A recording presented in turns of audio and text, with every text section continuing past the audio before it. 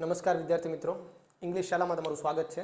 Last સેશનમાં આપણે શીખ્યા હતા કે અંગ્રેજી ભાષાનું કોઈ પણ વાક્ય તમારે બનાવવું છે તો મોટા તौर પર એનું સામાન્ય બંધારણ આવી રીતનું હશે. એક સબ્જેક્ટ હશે અને એક વર્બ હશે. અંગ્રેજી ભાષાનું કોઈ પણ વાક્ય વર્બ વિના શક્ય નથી. વર્બ એટલે ક્રિયાપદ. કંઈક એક્શન થઈ રહી છે કે કંઈ સ્ટેટ ઓફ બિંગ છે એ તમે દર્શાવો છો અને તમે અંગ્રેજી ભાષામાં વર્બ કહો છો. અને જો કોઈ પણ વર્બ હશે તો એનો સબ્જેક્ટ પણ એ જ વાક્યની અંદર હશે ને હશે જ. Okay, this is a golden rule. આના વગર વાક્ય ના બને. અને આપણે ગયા સેશનમાં જોયું હતું કે વર્બ કાં તો નાઉન હોઈ શકે અથવા તો પ્રોનાઉન હોઈ શકે. નાઉન હોઈ શકે, નાઉન ફ્રેઝ હોઈ શકે, નાઉન ક્લોઝ હોઈ શકે. પ્રોનાઉન ફ્રેઝ ક્લોઝ કંઈ પણ હોઈ શકે. એ આપણે ગયા સેશનમાં જોયું હતું. આ સેશનમાં આપણે ચર્ચા કરવાની છે કે વોટ ઇઝ નાઉન, નાઉન શું છે અને અંગ્રેજી ભાષામાં તેનો ઉપયોગ શું છે. આ ચર્ચા કરતા પહેલાં આપણે એક વાર્તા શીખીએ, એક વાર્તા સાંભળીએ અને વાર્તાને તમે કોમ્પ્રિહેન્ડ કરવાની ટ્રાય કરો. ઓકે, તો once upon a time there was a man called Nasruddin. Nasruddin was very famous for his wisdom. He has a friend called Asad. One day, Asad invited Nasruddin to a feast. Feast means party. One day, Asad invited him to a feast. Mullah went to the feast. Mullah went to the Asad's house. At the house, there was a corner. And at the corner, there was a table. And in the table, there were many dishes full of fruits, vegetables, freshly baked breads, fruits, vegetables, and breads. By the sight of this table, Mullah started feeling hungry. He can feel the sugar. He can feel the honey. He can feel the spices. Mullah was hungry. He eagerly started walking towards the table, and suddenly somebody stopped him. He looked behind. It was Asad, his own friend. Asad didn't even recognize Nasruddin. Actually, nobody at the party recognized Mullah Nasruddin because the Mullah Nasruddin was not well dressed.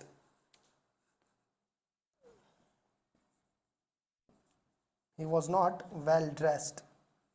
જૂના કપડા પહેર્યા હતા. Nobody recognized him. He feel very sad. He feels sadness inside him, and he returned to home. And after this incident happened, after few months, Asad threw another party, and Mullah was again invited. And at this time, Mullah makes sure that he is dressed well. So he wore a dress made of silk.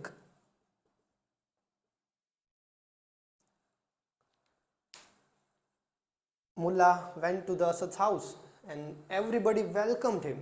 Everybody recognized him. Everybody talked to him very nicely.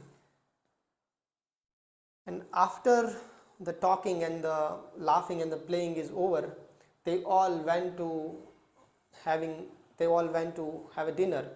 And while they were having dinner, Mullah suddenly started to feed his dress. Mullah started to put honey inside his pocket. Everybody surprised, and everyone asked why he was doing so. And Mullah said that all the honor I'm getting here is because of this dress. I must feed it well. Okay, end of the story. I hope કે તમને સ્ટોરીમાં શું કહેવામાં આવ્યું છે તે સમજાણું છે. હવે જો આ જે આખી વાર્તા હતી, આ વાર્તાની અંદર અહીંયા મેં જે લખ્યા ને બધા જ નાઉન છે, નામ છે. મેન એટલે કે એક વ્યક્તિ હતો, પુરુષ હતો, માણસ હતો. કોલ્ડ નસરુદ્દીન માણસ છે. ઓનર એટલે તમને જે માન સન્માન મળ્યું એ નાઉન છે. Sugar, honey, spices, wisdom, friend, Asad, feast, party, house, corner, table, fruit, vegetables, bread, silk and dressed and home. Every word listed here is a noun. Now, can you imagine without a noun, તમે આ story સમજી શકો? Without understanding the concept of noun, without understanding the importance of noun, I can't tell this story and you cannot understand this story. Okay? તો એ જ આપણે શીખવાનું છે કે નાઉન શું છે. તો મોટા તौर પર આ જે શબ્દો લખ્યા એના પરથી તમને સમજાઈ ગયું છે કે નાઉન શું છે. તો તમારે સિમ્પલ ભાષામાં કહેવું હોય ને તો તમે કહી શકો કે નાઉન બધું જ છે. ગમે તે તમે વિચારો ને, ગમે તે તમે જોવો છો, એ બધું જ નાઉન છે. આપણે ગુજરાતી ભાષામાં એને નામ કહીએ. તો નામ કોના પર પડે? નામ બધા પર પડે. Even noun in itself is a noun. તમે લખો છો ને noun, in itself is a noun. તમે નામ લખો છો ગુજરાતીમાં નામ, તો આ નામ પણ એક નામ જ છે. તો દરેકનું કંઈ ને કંઈ પણ કોઈ ને કોઈ નામ હશે જ. એને તમે બીજું પણ એક કહો છો, સંજ્ઞા પણ કહો છો. તો કોઈ પણ ગ્રામરની બુકમાં સંજ્ઞા આવે તો મૂંઝાવું નહીં, એ નામની જ વાત કરી રહ્યા છે.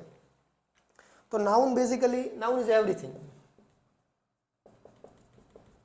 તમે આજુબાજુમાં જુઓ, કંઈ પણ જુઓ કે helmet, bottle, book, board, pen, phone, camera, fan, tubelight, everything you can see, you can touch, you can feel is a noun. Okay? અને તમે જ્યારે કોઈ પણ વાક્ય બનાવો છો ત્યારે તમે કોઈની વાત તો કરતા જ હશો. તો તમે જેની વાત કરો છો એને કંઈક નામ આપવું તો જરૂરી બને ને. એના વગર તો તમે કેવી રીતે કહેવાના કે હું આના વિશે વાત કરી રહ્યો છું, મારે આ પેન વિશે વાત કરવી છે, મારે માર્કર વિશે વાત કરવી છે, તો મારે એને નામ આપવું પડશે કે પેન, મારે એને નામ આપવું પડશે કે marker. Without these names, I cannot communicate. Okay? I hope આ નાઉનનો જે કન્સેપ્ટ છે એ તમારો ક્લિયર છે. હવે હું તમને અહીંયા જે સેન્ટેન્સ છે એ સેન્ટેન્સને આપણે ફોડીએ અને જોઈએ કે નાઉન કેવી રીતે યુઝ થાય છે. તો પહેલું સેન્ટેન્સ છે, the boy road his bicycle to the park. The boy road his bicycle to the park. અહીંયા તમે જુઓ, વર્બ ગોતો. પહેલાં શું છે? રોડ. રાઇડનું ભૂતકાળનું રૂપ છે. રાઇડ એટલે ચલાવવું, આપણે કહીએ ને બાઇક રાઇડ કરવી, રાઇડિંગ કરવું હોય. The boy road his bicycle to the park. કોણ? તો કે બોય. તો તમારો સબ્જેક્ટ બન્યો. એ સબ્જેક્ટમાં એક નાઉન છે. શું છે? બોય. બોય તમે કોને કહો છો? એક ઉંમરનો કોઈ છોકરો હોય તો એને તમે બોય કહો છો. આ તમે સંજ્ઞા આપી. આટલી ઉંમરનો કોઈ વ્યક્તિ છે એને શું કહેવાનું? બોય. પુરુષ છે તો એને બોય કહેવાનું, મેલ છે તો એને બોય કહેવાનું, ફિમેલ છે તો એને ગર્લ કહેવાનું. તો આ તમે એને સંજ્ઞા આપી. હવે તમે એના પર વાત કરી શકો. હવે તમે એને ડિસ્ક્રાઇબ કરી શકો. ઓકે? બીજું સેન્ટેન્સ જુઓ, Samir and I are visiting Mumbai in October. Samir and I are visiting. તો અહીંયા વર્બ શું છે? વિઝિટિંગ, મુલાકાત કરવી. તમે મુલાકાત લઈ રહ્યા છો મુંબઈની. તો કોણ મુલાકાત લઈ રહ્યું છે? Samir and I. તો સમીર અને હું. આઈ પ્રોનાઉન છે, we will discuss it later. Okay? અહીંયા સમીર અને હું આ બંનેની વાત થાય છે. તો આ તમારો સબ્જેક્ટ છે. એની અંદર બે નાઉન છે, સમીર અને આઈ. તો આવ્યું ફરીથી સબ્જેક્ટની અંદર noun phrase. The dog barked at the loud car. Barked એટલે ભસવું, એનું ભૂતકાળનું રૂપ છે. The dog barked at the loud car. તો શું છે? ડોગ. તો ડોગ એટલે આપણે એમ વિચારતા હોય કે ડોગ એટલે કૂતરો. ના, ડોગ એટલે 4 પગવાળું એક નાનું એવું પ્રાણી છે. એને આપણે કૂતરો કહીએ છીએ, પણ બ્રિટેનમાં તો એ લોકોને ખબર નહીં હોય ને કે કૂતરો છે. તો એવી રીતે તમારે નાઉનને ઇન્ટરપ્રિટેટ કરવાના છે. એક પ્રાણી છે, આવી રીતનું દેખાય છે, એને તમે કહેશો ડોગ. એને તમે નામ આપ્યું ડોગ.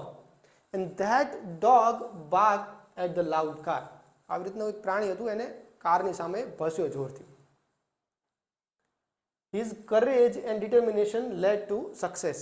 એની કરેજ, એની હિંમત, and his determination, એની સ્થિરતા led to success. એ સફળતા તરફ એને દોરી ગઈ.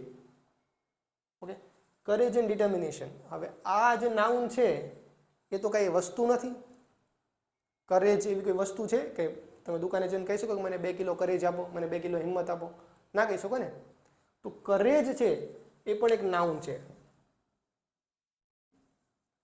ડિટર્મિનેશન એ પણ એક નાઉન છે. આગળ જોઈએ. The team celebrated their victory.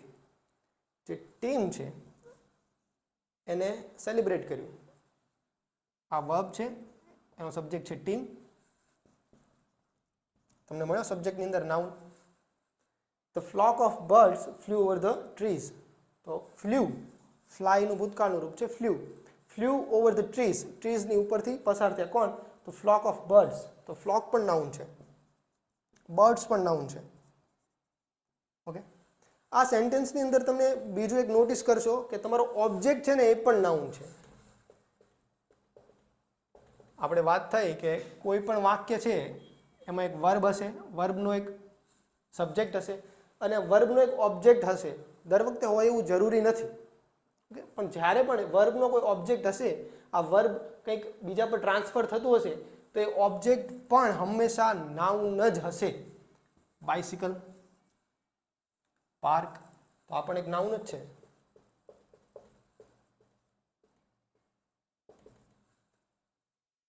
V are visiting what? Mumbai in October. તો મુંબઈ પણ નાઉન જ છે, ઓક્ટોબર પણ નાઉન જ છે. He barked, sorry, the dog barked at the loud car. તો અહીંયા કાર પણ એક નાઉન જ છે. Led to success. Okay, led to success એ પણ એક નાઉન બને છે, પણ એક અલગ કન્સેપ્ટ છે, એ આપણે આગળ જતા શીખીશું. The team celebrated their victory. એની વિક્ટરીને એને સેલિબ્રેટ કરી. તો વિક્ટરી પણ નાઉન જ છે, એમનો વિજય. ઓકે, આખો કન્સેપ્ટ છે કે તમે કંઈક ગેમ જીત્યા છો તેને તમે વિજય કહો છો અને વિજયને એને સેલિબ્રેટ કર્યું. The flock of birds flew over the trees. ટ્રીઝની ઉપર ગયું, તો એ પણ એક નાઉન જ છે.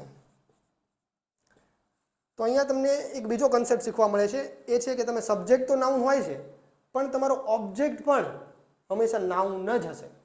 નાઉન અથવા પ્રોનાઉન જ હશે અંદર. પછી એ વન વર્ડ નાઉન હોઈ શકે, એ ફ્રેઝ પણ હોઈ શકે, એ નાઉન ક્લોઝ પણ હોઈ શકે. ઓકે. અહીંયા જે તમને નાઉન્સ મેં લખીને આપ્યા છે એને એનાલાઇઝ કરો. અને આને તમે એનાલાઇઝ કરશો તો આને તમે અલગ અલગ કેટેગરીની અંદર મૂકી શકશો. ઓકે. For example boy. તો બોય તો કોઈ પણ હોઈ શકે ને. એક અમુક એક ઉંમરનો મેલ તમારી સામે ઊભો છે, તમે એને બોય કહેશો. હવે એ બોયનું કોઈ પર્ટિક્યુલર નાઉન પણ હોઈ શકે ને. For example that boy must been, આપણે હમણાં વાત કરી હતી કે અસદ. તો અસદ એ પણ એક નાઉન છે, બોય એ પણ એક નાઉન છે. ડોગ, ડોગ એ પણ એક નાઉન છે. કોઈ ડોગનું નામ પણ આપી શકે. ફોર એક્ઝામ્પલ ઇન્ડિયામાં છે તો મોતી નામ આપ્યું છે તમે, કે બ્રુનો, આવું કંઈ નામ આપ્યું છે વિદેશમાં છો તો આ ડોગ પણ નાઉન છે, મોતી પણ નાઉન છે, બ્રુનો પણ નાઉન છે, કરેજ નાઉન છે, ટીમ નાઉન છે, ફ્લોક, બર્ડ્સ. ઓકે. પાર્ક, પાર્કનું કોઈ પણ નામ પણ હોઈ શકે. For example Mahatma Gandhi park, bicycle, Mumbai, October, car, victory, tree.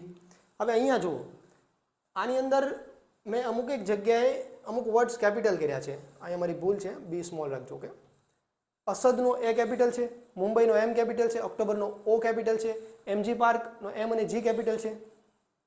એવું કેપિટલ શા માટે લખ્યું? અહીંયા પણ જુઓ, સમીર, સમીરનો એસ કેપિટલ છે, મુંબઈનો એમ કેપિટલ છે, ઓક્ટોબરનો ઓ કેપિટલ છે. તેનો મતલબ શું થાય?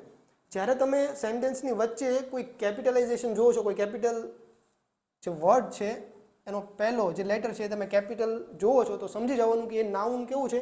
Proper noun. એ કેવું નામ છે? પ્રોપર. આપણે પ્રોપર શબ્દનો યુઝ કરીએ ને, પ્રોપર એટલે ફિક્સ, આ જેમ, બીજું કંઈ નહીં. બોય એટલે તો કોઈ પણ બોય હોઈ શકે ને, એ જનરલ ટર્મ થઈ ગયું. પણ હું એમ કહું કે ધ બોય કોલ્ડ અસદ. હમણાં આપણે જે વાર્તા આપણે જે ભણ્યા હતા એની અંદર એક નામ હતું નસરુદ્દીન. એક સેન્ટેન્સ હતું કે there was a village and in that village there was a man called Nasruddin. There was a man. ત્યાં એક મેન હતો કોલ્ડ નસરુદ્દીન. નસીરુદ્દીન. તો નસીરુદ્દીન એ પ્રોપર નાઉન છે, એનો એન કેપિટલ કર્યો તો મેં. અને મેન છે એ કોમન નાઉન છે. ઓકે. તો આ બે તમને કેટેગરી મળે છે. એક છે કોમન નાઉન અને બીજા છે પ્રોપર નાઉન. ઓકે, ડોગ છે તો કોઈ પણ આપણે જે વાત કરી હતી કે 4 પગ હોય, પૂંછડી હોય ને આવી રીતનો દેખાતો હોય ને ભસતો હોય એને તમે ડોગ કહો છો, તો કોઈ પણ માટે, કોઈ પણ પ્રકારના ડોગ માટે તમે ડોગ શબ્દનો ઉપયોગ કરી શકો. પણ હું એક પર્ટિક્યુલર, મેં એક કૂતરો પાળ્યો છે, મેં એક પેટ રાખ્યું છે અને એનું મેં નામ આપ્યું છે બ્રુનો, એનું મેં નામ આપ્યું છે મોતી. તો એ મોતી જે નામ છે એ છે પ્રોપર નાઉન. ઓકે, હવે જો મુંબઈ, તો મુંબઈ એટલે શું? શહેર છે. ઓકે, તો શહેર તમારે કેવું હશે તો તમે શું લખશો? સિટી. તો સિટીનો સી કેપિટલ લખશો તમે સેન્ટેન્સમાં જ્યારે આવતું હશે ને ત્યારે. તો સિટી એટલે શહેર. તો એક નામ થયું ને કે ઘણા બધા લોકો એક સાથે મળીને રહેતા હોય, બહુ મોટો વિસ્તાર હોય અને ગીચ હોય, અને તમે શું કહો છો? સિટી. અને આવું એક સિટી છે મુંબઈ. ઓકે, તો આ મુંબઈનો એમ કેપિટલ એટલે આ શું થયું? Proper noun. તમે પર્ટિક્યુલર એક સિટીની જ વાત કરો છો અને સિટીનું નામ છે મુંબઈ. અહીંયા જો મંથ, તો મંથ શું છે? મંથ એટલે મહિના. કે 30 દિવસનો એક સમૂહ છે એને તમે નામ આપી દીધું મહિનો. આ 30 દિવસનું જે ગ્રુપ છે એને તમે નામ આપી દીધું કે આમ મહિનો કહેશું આપણે. અને એ મહિનો એક પર્ટિક્યુલર મહિનો કે આ તારીખથી આ તારીખ સુધી જ એને તમે શું કહેશો? ઓક્ટોબર. કે વર્ષમાં આ સમયગાળાને જ તમે ઓક્ટોબર કહેશો. તો એ શું નામ થયું? એ પ્રોપર નાઉન થયું. ઓકે, તો કોમન નાઉન, પ્રોપર નાઉનનો આટલો ફરક હોય છે. પછી જોઈએ બીજો પ્રકાર હોય છે કે કોન્ક્રીટ નાઉન હોય છે, એને આપણે મટીરિયલ નાઉન પણ કહીએ છીએ. આ થોડું સાફ કરી લઉં.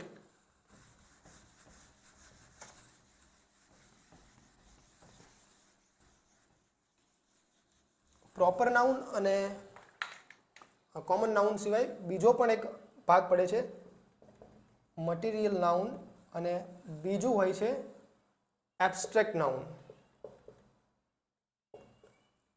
હવે જો મટીરિયલ એટલે શું? આપણે કીધું છે શું કે આ મટીરિયલિઝમ શબ્દ તમે સાંભળ્યો જ હશે.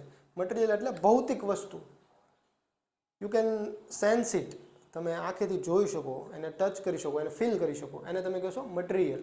તો this duster, this board, this pen, marker, આ બધા શું છે? મટીરિયલ. આપણે જે સ્ટોરી જોઈ હતી મુલ્લા નસરુદ્દીન, એમાં આપણે વચ્ચે લખ્યા હતા સુગર, પછી સોલ્ટ, વેજીટેબલ. ઓકે, આ બધા છે મટીરિયલ નાઉન. ઓકે, હવે એની સામે આપણે આ સ્ટોરીમાં જોયું હતું કે Mulla was a wise man. Mulla was known for his wisdom. તો વિઝડમ શું છે?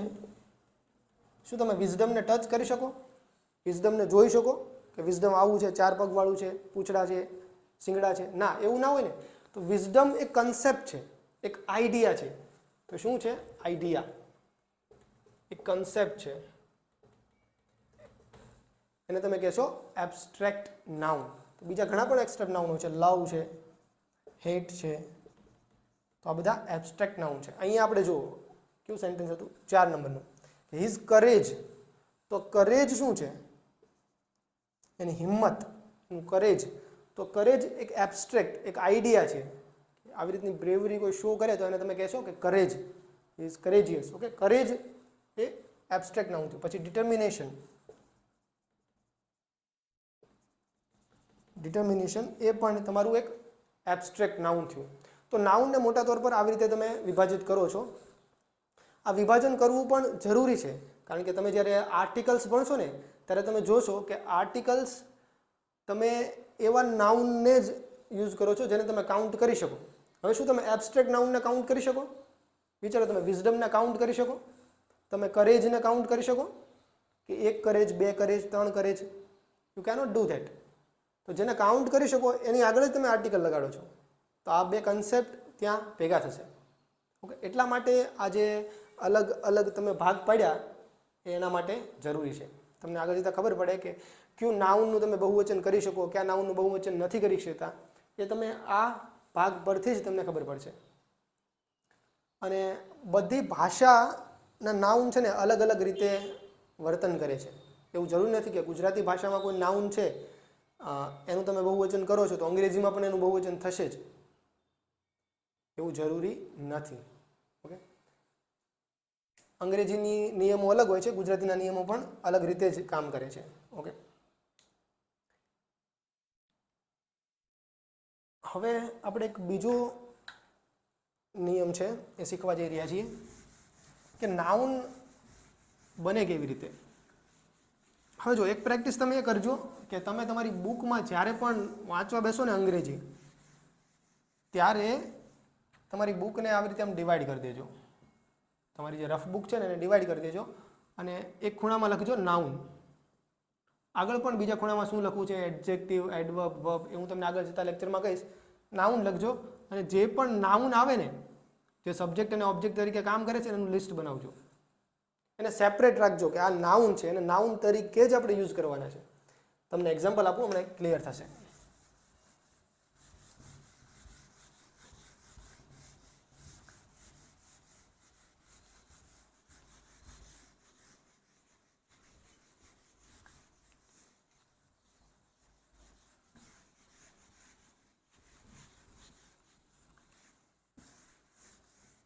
ચલો તમને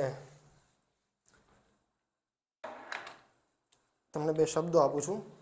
એક શબ્દ છે એક્ટ અને બીજો શબ્દ છે એક્શન. આ બે શબ્દો છે. આમાંથી તમે કહી શકો કે નાઉન કયું છે? Yes, you can tail that. Okay, action છે એ નાઉન છે. એક્ટ પણ નાઉન તરીકે વપરાય છે, પણ એક એનો મતલબ બદલાઈ જાય છે ત્યારે. ઓકે, અહીં આપણે ટુ એક્ટ એવી રીતનું લખી દઈએ, કન્ફ્યુઝન ના થાય એટલે. ટુ એક્ટ એટલે કે કંઈક એક્ટ કરવું, કંઈક અદા કરવું. ઓકે, અને એક્શન એટલે કે કંઈક કામ કર્યું છે. હવે આ છે તમારું વર્બ અને આ છે તમારું નાઉન.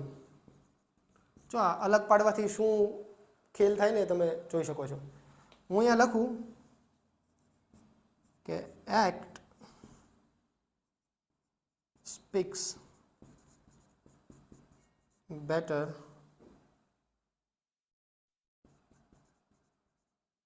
than words. ઓકે, આ સેન્ટેન્સ છે કે act speaks better than words. આ વાક્ય ખોટું છે. It is grammatically incorrect. કેમ? સમજો. આપણે જે નિયમ શીખ્યા હતા એના આધાર પર કે કોઈ પણ સેન્ટેન્સ તમે વર્બ હશે તો એનો સબ્જેક્ટ પણ હશે. આ જ કન્સેપ્ટ અહીંયા લાગુ પાડવાનો.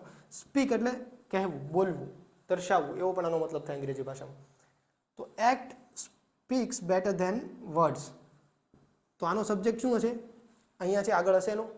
હવે આપણે શીખ્યા આગળ કે જે સબ્જેક્ટ છે તમારો એ હંમેશા કાં તો નાઉન હશે અથવા પ્રોનાઉન હશે. અત્યારે આપણે નાઉન પર ફોકસ કરીએ. તો એક્ટ તો વર્બ છે, ટુ એક્ટ તો એ વર્બ છે. તો અહીંયા તમે આવી રીતે ના લખી શકો. અહીંયા તમારે લખવું પડશે action. Action speaks better than words. સમજ્યા? અહીંયા શા માટે એક્શન જ મૂક્યું, શા માટે એક્ટ ના મૂક્યું? કારણ કે અહીંયા આપણે નાઉનની જરૂર હતી. અહીંયા આપણે સબ્જેક્ટ મૂકવાનો હતો અને સબ્જેક્ટમાં નાઉન ન જ આવે.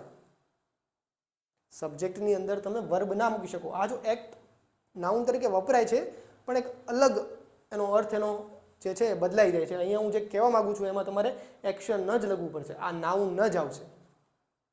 તમને બીજી એક પેર આપું.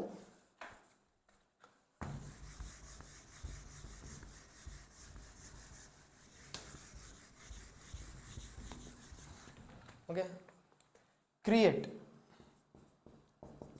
ક્રિએટ એટલે સર્જન કરવું. ટુ ક્રિએટ મીન્સ કંઈક સર્જન કરવું. અને તમારું જે સર્જન છે એને તમે શું કહેશો? ક્રિએશન. જો આ પેટર્ન તમારે જોવાની. આ ક્રિએટ હતું, ક્રિએશન TION લાગ્યું. તો ઘણા બધા શબ્દો છે, રેલવે સ્ટેશન, TION પાછળ હશે. તેનો મતલબ શું થાય? એ નાઉન છે.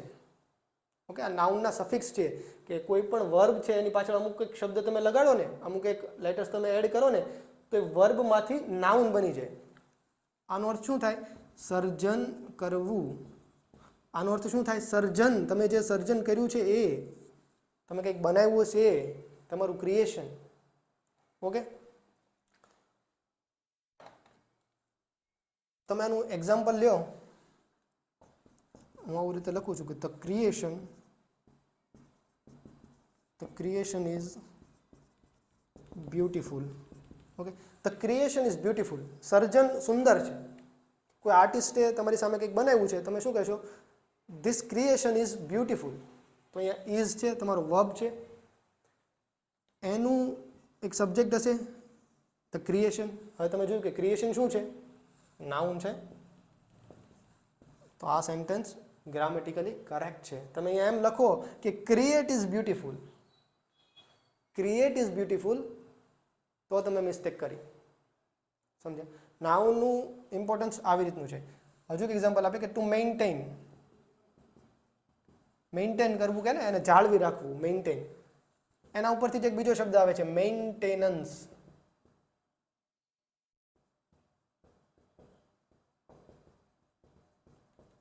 મેન્ટેનન્સ, અહીંયા ANC લાગે છે મેન્ટેનની પાછળ અને તમારું નાઉન બને છે. મેન્ટેનન્સ એટલે કે જાળવણી એની. Okay, the maintenance of this flat is very high. આ ફ્લેટનું મેન્ટેનન્સ બહુ વધારે છે. The maintenance of this flat is very high. The maintenance of this flat is very high. Okay, તો ઇઝ તમારો વર્બ છે. The maintenance of this flat આખું તમારું નાઉન ફ્રેઝ છે. એની અંદર તમારી પાસે બે નાઉન છે, મેન્ટેનન્સ પણ નાઉન છે અને ફ્લેટ પણ નાઉન છે. સમજ્યા? તો આવી જ રીતે તમારે નાઉનને શીખવાનું રહેશે. ઓકે, આઈ હોપ કે નાઉન શું છે અને નાઉનનો ભાષાની અંદર ઉપયોગ શું થાય છે એ તમને થોડી ઘણી સમજમાં આવ્યો છે. વધારે સમજમાં તમને ત્યારે આવશે જ્યારે તમે શબ્દો વાંચશો. અને મેં કીધું ને એ પ્રમાણે તમે રફ વર્ક હોય ને એને 4 ભાગમાં ડિવાઈડ કરી દેવાનું. એક બાજુમાં લખવાનું વર્બ, એડવર્બ, નાઉન અને એડજેક્ટિવ. ઓકે, જ્યારે તમે નવો શબ્દ તમને મળે છે ને તો એને તમારે કેટેગરાઇઝ કરી દેવાનો કે આ શબ્દ નાઉન છે, આ શબ્દ વર્બ છે, આ શબ્દ એડજેક્ટિવ છે, આ શબ્દ એડવર્બ છે. આવી રીતે તમે કેટેગરાઇઝ કરશો ને તો જ્યારે તમે લખશો, જ્યારે તમે વાંચશો ત્યારે એનો પ્રોપર મિનિંગ તમારી સામે ઉડીને આવશે. સમજ્યા? ક્યાં ક્રિએટનો યુઝ કરવો, ક્યાં ક્રિએશનનો યુઝ કરવો, ક્યાં મેન્ટેન ટુ મેન્ટેનનો યુઝ કરવો, ક્યાં મેન્ટેનન્સનો યુઝ કરવો. આની પહેલાં આપણે એક એક્ઝામ્પલ લીધું હતું એ પણ. ઓકે, એ તમને ખબર પડશે, વધારે એક ક્લિયર થશે. તો આવી એક એક્સરસાઇઝ કરો, 5-6 પાના વાંચો, 5-6 દિવસ સુધી આવી રીતની એક્સરસાઇઝ કરો. તમને જે નવા શબ્દો મળે એને કેટેગરાઇઝ કરતા રહો. સાથે સાથે આવું પણ જુઓ કે ક્રિએટ છે એ વર્બ છે તો એનું નાઉન કેવી રીતે બને? તો ક્રિએશન, TION લાગ્યું.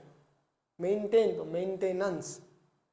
ક્લિયર તો ક્લિયરન્સ, આપણે કહીએ ને તો ક્લિયરન્સ, ANC લાગ્યું, મેન્ટેનન્સની જેમ જ. ઓકે, તો ઘણા બધા આવા શબ્દો છે, શબ્દોની લિસ્ટ છે. આ લિસ્ટ તો બહુ મોટી છે, એકદમ અનંત કહી શકો એટલી મોટી લિસ્ટ છે, એને તમે ગોખી નહીં શકો. પણ જે શબ્દો તમે ન્યૂઝપેપરમાં વાંચો છો, કોઈ બુકમાં વાંચો છો, તો એને આવે 4 ભાગમાં ડિવાઈડ કરો અને શબ્દોને અલગ અલગ રીતે કેટેગરાઇઝ કરો અને શબ્દોને સમજવાનો પ્રયત્ન કરીએ. આપણે પહેલા સેશનમાં જોયું હતું કે ભાષાને શીખવા માટે સૌથી વધારે મહત્વનું શું છે? ભાષાનું બંધારણ અને બીજું ભાષાના શબ્દો. ઓકે, હવે આપણે એક વસ્તુ એડ કરીએ કે શબ્દો કયા પ્રકારના છે. એ શબ્દ કયા પ્રકારનો છે? એ શબ્દ નામ છે, એ શબ્દ ક્રિયાપદ છે, એ શબ્દ ક્રિયા વિશેષણ છે, એ શબ્દ વિશેષણ છે. ઓકે, એને પણ આપણે આઈડેન્ટિફાઈ કરતા શીખી જઈએ.